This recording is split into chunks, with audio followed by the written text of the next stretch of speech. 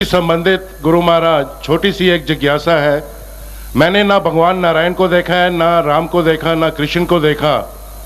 जब से आपके शरण में आए, हम तो अगर उनका भी स्मरण करें तो उनके भी रूप, आपके रूप ही हमें उनके अंदर नजर आते हैं। और क्या अगर हम शरणागत हो जाएं तो भगवान के अंदर हम आपका रूप देख रहे हैं। आप हमारे जगत गुरु हैं, पिता हैं, सब कुछ हैं। तो क्या वो शरणागति जो है वो सफल मानी जाएगी कि हम शरणागत हो गए श्री प्रभु के चरणों में? मेरे प्रेमी, ये मन का भाव है।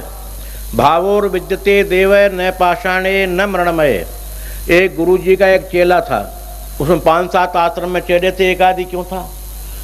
पर वो 5-6 चेलों के लिए तो नामदान कर चुके थे, शिक्षा दीक्षा दे चुके थे। एक मुझ जैसा ठोटनाथ था, जैसा मैं हूँ, निरक्षर भट्टाचार्य, अनपढ़, बेवकूफ, बोलना नहीं जानता, हिंदी भाषा कुछ नहीं जानता, संस्कृत के श्लोक नहीं बोलना जानता। ऐसा था मुझ जैसा गुरु बाबा के आश्रम पे। तो उसको नामदान नहीं दिया, बहुत बड़ी हो गया, 25-26 साल का। बोले गुरु बाबा मुझे नामदान दे दो, मेरी तो आधी आयु गई वैसे ही बेकार, तो कुछ तो मैं कर लूँ। हाँ हाँ बोलो दे देंगे, इंतजार कर। फिर साल 6 महीने निकल गए। बोलो गुरु बाबा अब तो मैं 35-36 साल का हो गया, अब तो मैं जर्जर सफ़ेद बाल आने लग गए, अब तो नामदान दे दो और यमराज मारेंगे मुझे। बोल दे देंगे। बहुत दिन हो गए जी, बहुत दिन हो गए। तब वो गुरुजी महाराज के एक दिन पीछे पीछे चले गए। कहाँ? गुरुजी महाराज जा रहे थे लोटा लेकर जंगल में डोल डाल करने के लिए, टट्टी पेशाब। पहले कोई बाथरूम लैट्रिन तो थे नहीं। सो वो गुरुजी के पीछे पीछे चल दिया। गुरुजी मुझे नामदान दे दो। गुरुजी चले गए 5-7 किलोमीटर दूर। वो पीछा ही नहीं जोड़े, वो जहाँ वो विचार करें कि भाई गुरुजी वो नामदान दे दो। उनको आ गया क्रोध, गुरुजी को गुस्सा आ गया। गुस्से में तमतमा का डोटा रख बोला मैं नामदान देता हूँ तुझे। बोला हाँ महाराज, इसी इंतजार में था, दे दो। अब वो नामदान क्या दे रहे हैं? क्रोध में। बोले ऐसा मारूंगा लोटे की सर फूट जाए तो, ऐसा मारूंगा लोटे। बोलो ओहो धन्य हो गया, धन्य हो गया गुरु महाराज। और चले गए इसी बात को लेकर। और अब तो वो जो है संत अपना जो है आनंदित हो गया और नाचे कुटिया में जाकर बोला हारे आज तो मुझे गुरु महाराज ने असली नामदान दे दिया। क्यों? गुरु महाराज ने कहा कि अब तुझे देता हूँ मैं असली नामदान, आ जा। तो असली दे दिया, उनको तो नकली दिया था। अब मुझे तो असली दे दिया गुरु महाराज ने। तो नाचे। गुरु जी ने देखा चले इसको क्या हो गया, रोटी बनाने कही तो नाचे, पानी की कहें ठाकुर जी के फूल लिया तो नाचे। वो हो क्या गया? बोलो असली मिल गया मुझे, असली नामदान मिल गया। और नामदान क्या था? ऐसा मारूंगा लोटे की सर फूट जाए तो, ये नामदान। अजीब उसने कहा कि ये तो अलग हो गया पागल। बोल जाकर भजन करा लग जा करके। बोल ठीक है। उसने उसका स्मरण किया और स्मरण करने के बाद जब वो बहुत दिन के बाद आया, गुरु महाराज के दर्शन करने चलूं, तो जिस दिन आया तो कुटिया के बाहर थोड़ी दूर से हाउल्लड़ हो रहा था, रोने की चीखने की आवाज़। क्योंकि राजा वहाँ का जो था उसके एक ही पुत्र था, उसकी मृत्यु हो गई थी। तो पूरा शहर रुदनमय हो रहा था और वहाँ से कुटिया के आगे और स्मशान घाट का मार्ग था। उन्होंने कहा गुरुजी मैं तो बहुत दिन में आया हूँ और ये कुटिया के आगे साला शोरगुल हो रहा है, ये क्या हो रहा है? बोले बेटे ऐसे ऐसे राजा का लड़का मर गया, इसलिए अब ये तो यहाँ होकर जाएंगे तो रोएंगे ही रोएंगे, और फिर ये उनका जो है संत का घर है तो यहाँ ज़्यादा रोएंगे। तो बोलो महाराज ये तो व्यवधान हो गया हमारे मिलने में। बोले हाँ ये तो हो गया, ठीक है मैं जा रहा हूँ, इनको चुप करूँगा। बोले क्या हो गया? बोले ये लड़का मर गया। कहाँ है? खोल इसको। और उन्होंने वो अपना कमंडल का जल लिया। बोले ऐसा मारूंगा लोटे की सर फूट जाए तो। लड़का ने आँख खोल ली नहीं। बोले इसको भोजन करा दो, बाबा के यहाँ से ले लो 2 टिक्कड़, 2 टिक्कड़ बाबा इनको दे दो गुरु महाराज। 2 टिक्कड़ खाए। बोले भग जा, आइंदा यहाँ हल्ला किया तुमने रोने करने का, हमारे जहाँ तक तुम मार देंगे। है? तो मेरे कहने का मतलब सांगी ये कथा का इसलिए कहने का एक दृष्टांत है, लोकोक्ति। इस लोकोक्ति को यूँ कहा है कि जब तुम्हारे दिल में सच्चाई में ये हो जाए कि हम नारायण स्वरूप, नारायण नहीं नारायण रूप गुरु को वंदना कर रहे हैं और हमने इसके अंदर प्राप्त कर लिया, तो वही फल देगा। मैं क्यों दूंगा? जिसको तुमने स्वीकार कर लिया है वो अवश्य देगा। वो किसी भी रूप में दे सकता है। छोटा सा उदाहरण फिर मुझे याद आ गया नामदेव जी का।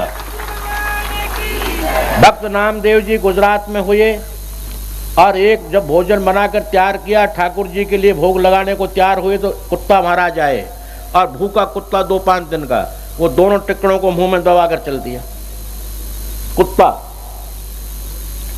अपने हिंदी भाषा में कुत्ता कहते हैं, और गुजराती अगर कोई बैठा हो तो उससे पूछो, कुत्ते को बिट्ठल कहते हैं।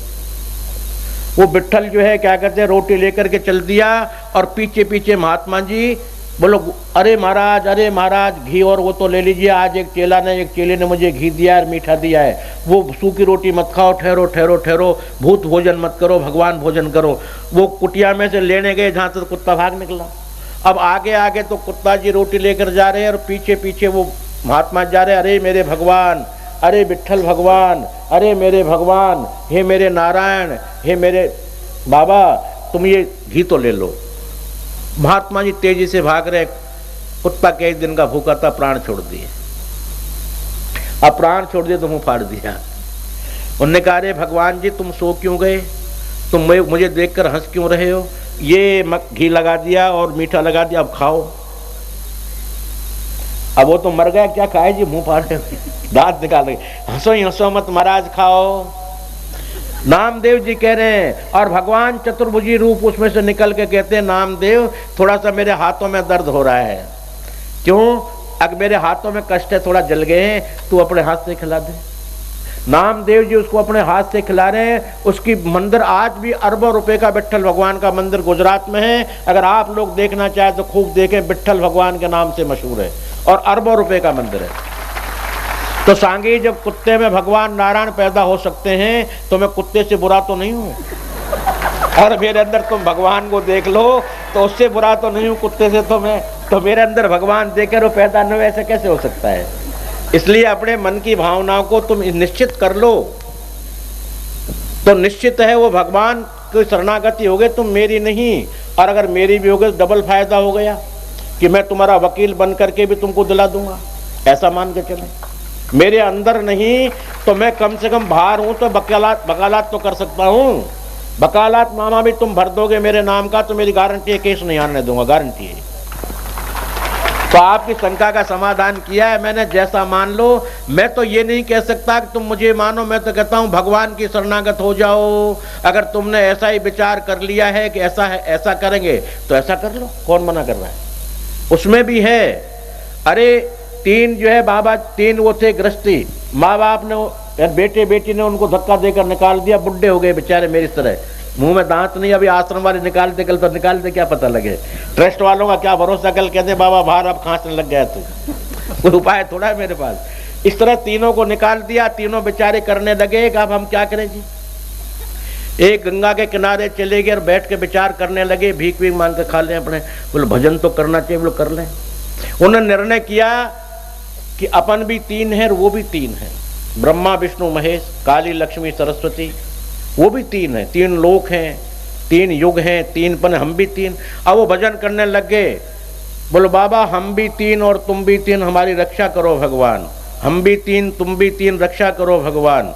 हम भी तीन तुम भी तीन, रक्षा करो भगवान। अभी कोई मंत्र तो नहीं है, पर उनको विश्वास हो गया और विश्वास होकर भजन करते रहे। एक जगत गुरु पहुंचे हम जैसे, अहम बड़े नारायण भक्त हैं, हम जो कर दे सो ये, छाती तीर के निकले, नौका में निकले। बोलो इनका जन्म बेकर, क्या कर रहे हो तुम तीनों बुढ़े? बोलो हम भजन करते हैं। बोलो क्या करते हो? बोलो हम भी तीन तुम भी तीन, रक्षा करो भगवान। बोलो बेवकूफ के बच्चों, ये कोई मंत्र है? तुमने अपना जन्म खराब कर लिया है, तुम जन्म हार गए हो। बोलो ठीक है तुम्हारा, अब आप बता दो, वो कर लेंगे, हम तो यही जाना, यही कर लिया, अब हम आप बता दो। बोलो नहीं ये मंत्र नहीं, तुम सोहंग मंत्र का जप करो या अष्टाक्षर मंत्र का, जो भी है करो। वो कह करके नौका में चल दिए। बुड्ढों को वो मंत्र याद नहीं रहा, भूल गए। बोले अपने को याद तो नहीं रहा, अपना जन्म बेकार चला गया और यमराज जी मारेंगे, अपन को याद नहीं रहा। चलो पूछें। तो पानी के ऊपर नंगे पैर तीनों बुड्ढे भाग रहे हैं और तुरंत उसको पकड़ लिया। बोलो बाबा हम तो नाम भूल गए। बोलो असली तो हम भूल गए। बोले क्या भूल गए? बोला हम उस नाम के चक्कर में अहम के अंदर रह गए। और तो जो आदमी पानी पर जिस नाम के प्रभाव से चल सकता है नंगा, उसके लिए क्या मंत्र दूं मैं? अर्थात अगर आप लोगों को ऐसा विश्वास हो गया तो नारायण को आना पड़ेगा, लक्ष्मी को आना पड़ेगा, क्यों नहीं आना पड़ेगा? और जब केवल आपका भाव इतना रहे कि बाबा जी बताने वाले अच्छे हैं, कॉमर्शियल हैं, गद्दी पे अच्छा काम करते हैं, बाबा से ये काम करा लेंगे, तो बाबा फिर उतना ही रहेगा जितना काम करा। लोग मना नहीं करेगा काम की, पर उतना ही तो करेगा। और जब इसको शरणागति नारायण स्वरूप होकर कर लेंगे तो नारायण को आना पड़ेगा। क्यों? भेक की टेक और नाम की लज्जा वो सदा रखता चला आया है। भेक कौन सा जो उसके इस भेक में उसको देखोगे क्या उसकी टेक वो नहीं रखेगा? तो भेक की टेक और बाने की लाज वो सदा से रखता ही चला आया है, रखता ही रहेगा। इसलिए कोई टेंशन मत कर, कैसे ही मान ले। अगर पेटे पर छुरी गिर जाए तो तब भी पेटा कटे ही कटे, चाहे जैसे कर ले। अर्थात वो पाप हमारे कटे ही कटे, चाहे तुम गुरु में नारायण को देख लो, चाहे नारायण में गुरु को देख लो। पाप, संताप और दुखों का तो नाश होना ही होना है, पर होगा कब? जब मान ले, बस काम खत्म।